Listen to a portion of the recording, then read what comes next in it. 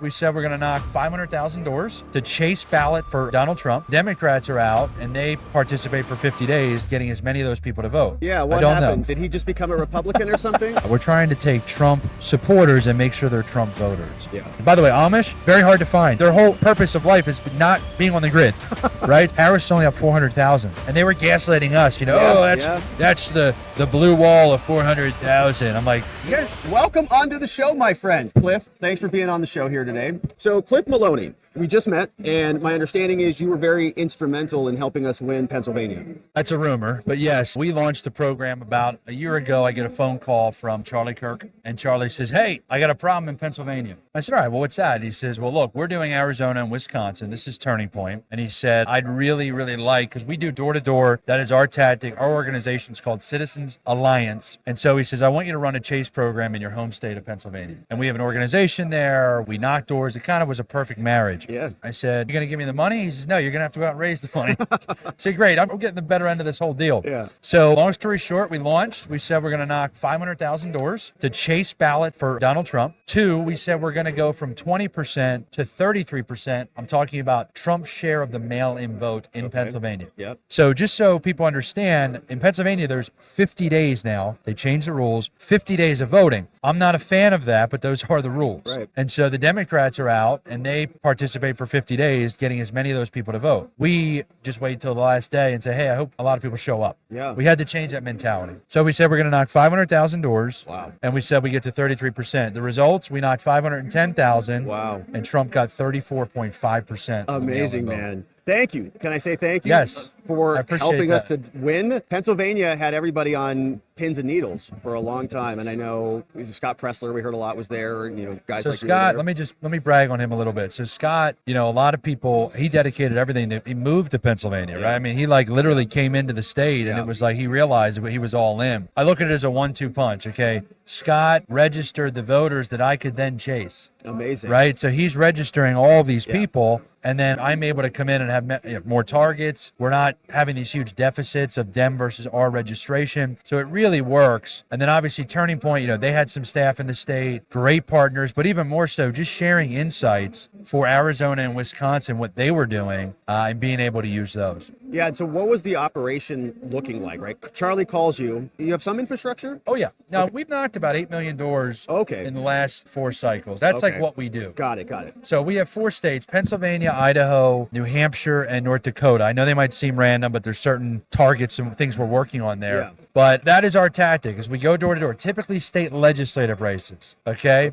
So this is a little different in that you hear them cheering for Sink. I'm very surprised by this. What happened? Yeah, what happened? Did he just become a Republican or something? I don't know. They all just were cheering for him, yeah. So all that to be said, where was my train of thought now? Talking about the size of the states, yeah. Yeah, so we do doors. That's what we do. And so it was just more of Charlie saying, move all your assets in the PA, go out and raise an additional $3 million on top of our normal budget, and focus on this Trump ballot chase. And what does that operation look like? So can you give us so the people, 500,000, that's a lot of doors, man. That's a lot of knocking. It's funny because I don't say this to brag, but there are a lot of people, they're very well-intentioned, who they jump in like, I'm going to run a huge door program. And I'm like, listen, that's fine, but don't learn the hard knock. Let me show you. I'll give you free advice. Yeah. So number 1, we believe in people being hired based on ideology first. Okay. The attorneys hate when I say that, but it's the truth. We hire based on their commitment to the cause. If they're a warrior, they're going to last. If they're not, it's not a good job. Right. It stinks. People are slamming their door in your face. Yeah. You work 6 days a week, morning meetings at 9:30. You knock your first door at 10. Once you have your walk book, you stay out, you get an hour for lunch, you stay out till 7 o'clock. Yeah. Typically knocking 100 to 125 doors a day. Wow. We put them up in Airbnb. So in Pennsylvania, we had 10 Airbnbs throughout the state. Every Airbnb has a team leader. Wow. Okay, so the team leader is not knocking doors, they're quality control. Yep. Now that's all when we get there. On the back end, to have 120 full-time staff, and I probably shouldn't say this in public, but I'd rather be honest, we had 1,100 people apply. We interviewed 700 people. We sent offers to 400. Now, look, they didn't all get sent at once, right? But for anyone that's built businesses, It's a lot, man. It's a lot of interviews. 180 of them signed contracts. Now, I told you my number was 120. Yeah. So how do we get from 180 to 120? 20 of them didn't show up. Right? 20 of them lasted 24 hours. Yep. And the other 20 kind of dwindled down as we went through. And that's just me being transparent. Like if you're building a company, like you're going to have attrition. Totally. So it's about really making sure you get that ideology first. You hire the right people. They live in these Airbnbs. It's a community. It's a culture. And to be frank with you, the coolest thing for me is not just winning, it's seeing the reaction of our door knockers when we pulled off Pennsylvania and delivered the White House. Yeah, I can't even imagine. I mean, you guys were boots on the ground delivering that, and you did it. So what length of time? Like, is it a month you're doing this or a couple weeks? Yeah, so every program obviously is a little different. So specific to the PA chase, and let me just say this, chasing ballots, very different than, let's say we're in a primary. Okay, we're both running as Republicans. You're a rhino scumbag and I'm a patriot. Yeah. I have to tell voters that, not you, but you know what I mean. No. I have to tell voters that. That's a tough conversation. Right. That is a tough thing to connect with a voter on because they're just usually like, oh, I'll vote Republican. It's like, no, listen, there's differences. Yeah. General election, not chasing, but a normal general, when you're door knocking, you're talking to swing voters. Yeah. Right. You're like, hey, Bob, I know you're a moderate Dem. I know you're good on guns. You might be, but this Republican, you're aligned. They're tough doors. Chasing is the opposite. These are our people. You're talking to patriots. The problem is they're Trump supporters, but they're not likely Trump voters. Excuse me. I mean, they're not going to vote. Yeah. That's the problem. So you have to get them to vote. Yeah. And so logistically, it is two different phases. September 1 through October, we'll say simply October 1 is phase 1. We go out and we are talking to what we call low propensity voters. So they voted in 2 or less of the last 4 elections, and we're going to their door with a request form. So I want you to request a mail-in ballot because not everybody gets one. You have to request it. Got it. So you're going to the door and saying, hey, Bill, we've already filled this out. We just need you to put your license number on here. We can take the request form and we're going to have a ballot sent to your door. Okay. It'd be real easy for you to vote that way. Yep. Well, then just do it. And if you want to, you can always hand in your ballot and go on. Okay, sure. So that's phase 1. The second ballots go out. Now, there's 67 counties. Every county sends it out at a different time. It's a little tough to track. Yeah. But when ballots go out, what happens is then you turn to only talking to the voters that have a ballot at their door and have not sent it back. And so we have that data in real time every day. Yeah. So once somebody votes, they disappear. They're off our list. Yeah. So we're going, and sometimes we go back to the door every 7 days. So if I see you and I'm like, hey, Billy, can you commit to sending your ballot in today? And they say, yes, that's great. Look, we're going to check with the clerk in a week and we're going to do another reminder campaign. That's great, man. And they're like, Jesus, this guy won't leave me alone. That's great. The Democrats actually have a term for this. They call it the power of annoying the voter. Yeah. So they publicly call it a reminder campaign, but you're annoying the voter. Yeah, well, I had people come to my house this last election cycle, multiple, who You are guys looking. are here? We're local here in Phoenix, and we had Democrats come to my house. It's a townhouse downtown. They weren't looking for me. They were looking for the guy who lived there before.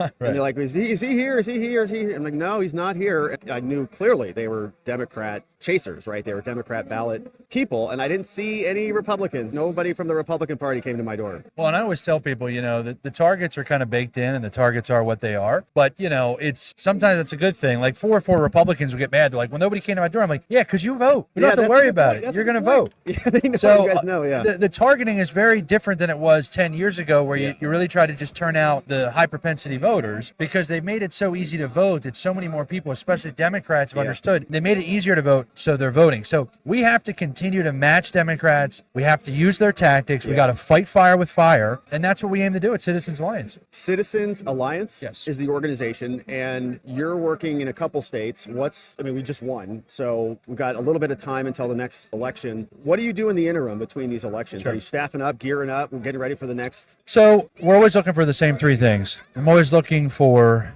candidates, I'm looking for door knockers, and I'm looking for sponsors to fund the door knockers. Yeah. So if folks want to check it out, pachase.com. I'm on X at Maloney. But those are it's kind of, I don't like to be, I'm a simple Irishman here, but those are the 3 things. Yeah. Right? Those are the 3 things I need. So right now we're looking at 2025 battles. Pennsylvania has 3 Supreme Court retention races. They're all Democrats. We have school board races across Pennsylvania. We have 9,000 judge of elections, races that are 9,000 just in 2025. Wow. So we're analyzing all of that. But Josh Shapiro, our governor, has already announced he's going to be out on January 1 of this year. He's going to be out chasing requests. So regardless of what our strategy is, we can't give an inch to them. Yeah. And so we're going to have to match that. The other states, New Hampshire, Idaho, North Dakota, New Hampshire and PA being our purple states, Idaho and North Dakota being the red states we target. We're really trying to make those free market like bastions. Yeah. So we're having a lot of fun up there, but it's just constant, man. It's figuring out where Liberty can, where we can make the most impact to advance the cause. And our tactic is simple. We knock doors. Why? Because the left has researched it. They've put out tons of studies. The literature, everything says the same thing. If you're trying to add a voter, the most impactful way to do it is door-to-door conversations. Wow, that is great. And how do you think the Republicans or, our side fared versus the Democrats this last cycle? Because I think a lot of people are always concerned about the Democrats. It's like, yeah, the country has momentum. There feels like there's a sea change. It's leaning red, but they can just get the votes. Like they can just activate their unions and their teachers and all the other people, right, who are in these enclaves and drag them out. How are we doing? Are we at parity? I mean, we won, but, are they still out gaming us? What I would say is that we went from 0 to 80. Wow. This cycle, meaning, we used to do nothing, right? Here's the culture or the mindset of Republicans. 2020, we all said vote on election day. It's the most secure way to vote. Yeah. I said that. 2021, we all said, well, maybe the courts will fix it. The courts failed us. 2022, we said, okay, maybe the legislatures will fix this. They failed us. 2023, we got punched with a roundhouse in the face, a roundhouse kick to the face. And it was like, okay, what are we going to do here? Right. So we all looked in the mirror. We said, we need to adjust. I give so much credit to Michael Whatley, Laura Trump. You got America Amazing. First Works, Turning Point Action, Early Vote Action, Elon Musk's America PAC. I mean, Jack Posobiec on the ground helping us out in PA. Like, you just had all of these people come together. And Susie Wiles, Chris Lasavita, and James Blair were leading the charge at the campaign. We all could share data. We all could share our targets. That's never happened before. That's amazing. And so we were having daily and weekly email updates to kind of share that. That is the type of thing that is now absolutely going to happen. But it was the first time that we ever broke through. We didn't have all the silos. We did what the left does. And I think it paid off. It did, for sure. And do you think that was a leadership change that instituted that? I mean, I'm sure Ronna McDaniel's a nice person, but like the consultant class owning the RNC and these campaigns has been a major issue. And so I think, Laura Trump and Michael Whatley have come in, totally transformed things. They talk to the grassroots. They interact with the grassroots. Yeah. It's night and day. And can you talk a little bit about data and how that was impactful? Because our thought was, right, all the big tech companies are very liberal. They donate to the liberals. They donate to Democrats. And they have the best data, so they can manipulate the search results and the Facebook posts and all those things. And then also identify people based on their tendencies, right? And then maybe target them. So how did that play out with you guys this cycle? So the best thing about this cycle, or not the best thing, but when it comes to data and it comes to who you're targeting, we had the voters, okay? And Charlie says this a lot. We're trying to take Trump supporters and make sure they're Trump voters. Yeah. Right? And so what was cool was this cycle, really, we went out and realized, like, we have consumer data that we get from certain companies that we match to the voter file, right, which is fantastic, and we're able to use that. Yep. But, a lot of it is their voter history, right? Like, how often do they vote? What do they register? What are they doing? That is extremely, impactful for what we're trying to pull off here. But it's really, I'll be honest with you, there were enough voters that just looking at their voting history, that was how you created a lot of your targets. Okay. Right? They've been a Republican for 12 years. They've only voted in 2 out of the last 4 elections. That's our guy. We got to get him to vote. Got to get him to vote. So, but I also think one thing that we started to see was a lot of households that were Republican households would ask us if they can request a ballot for their son or their daughter at college. Okay. Now, I want to be clear legally here. I'm not saying they signed it on their behalf or they filled out the ballot on their behalf, but we found so many of those parents that wanted to help their kid get a ballot that we started adding in targets where we had a Republican household and they had a young person that was also Republican. If we weren't targeting them, we were now. Right. We did a whole program with black PA chasers, black guys that we brought in, trained them up. They went into Philadelphia and they only talked to black dudes. Yeah. I don't know what was in the water. Black dudes hate Kamala Harris. This is not like my opinion. This is like from the results. It was wild. Yeah. And then the other program we did was Amish. Those were the 3 big ones. The young people, black men in Philadelphia, and the Amish. And, it's all about that targeting to be able to get. By the way, Amish, very hard to find. Their whole purpose of life is not being on the grid, right? So trying to find data on them and because they're not, a lot of them weren't registered. Yeah. So Scott Pretzler's out there. They're trying to register these people. You don't even have a list. You just got to go up to the farm. Hello. Yeah. Man, it's so awesome to hear that. You're like in the battle, you're in the war zone, and Democrats were probably out there too doing the same thing. They spent twice as much money this cycle they did 4 years ago and they got half the result. Yikes. Now, I obviously want to take some credit for cutting into that. Yeah, totally. But it was, I mean, Biden won mail-ins by 1.4 million votes. He was up by 1.4 million votes in PA going into Election Day. Yep. Harris is only up 400,000. And they were gaslighting us, Yeah, that's the blue wall of 400,000. I'm like, you guys What? study history? They were up 1.4. Our people vote on Election Day. Yeah. I'm trying to get some to vote early Yeah, that yeah. aren't likely, but it was just hilarious to have the media continuing to lie about all of the groundwork we were doing. At a certain point, it's like, Yeah. dude, just look at the scoreboard.